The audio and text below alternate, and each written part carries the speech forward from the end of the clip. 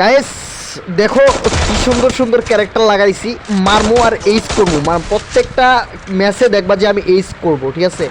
এই ক্যারেক্টারগুলো লাগাইছি এই জন্য এইচ করতে পারি আর তোমাদের খেলাটা দেখাইতে পারি, তোমরা যেন এরকম ক্যারেক্টার লাগাতে পারো আর বেশি বেশি এইচ করতে পারো। আর এইচ করলে কিন্তু মজাই আলাদা, বুঝছো? একটা মানে ফিলিংস আছে খেলার জন্য, ঠিক আছে। এইচ করলে একটা ভাব দেখানো যায়, ঠিক আছে। এরকম একটা ক্যারেক্টার লাগাইছি।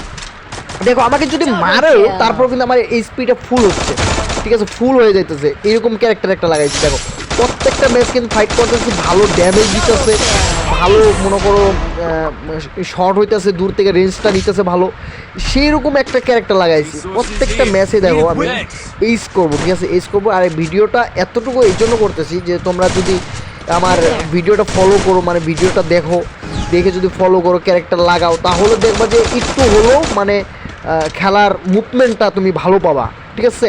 এতটুকু বলবো। আর অনেকে আমাকে কমেন্টে বলো যে ভাইয়া আপনি টিপোলারে ভয়েস করতে পারেন, একটা টিপোলার ভয়েস দেন, তাই তোমাদের জন্য ওই টিপোলার ভয়েসটা দিতেছি।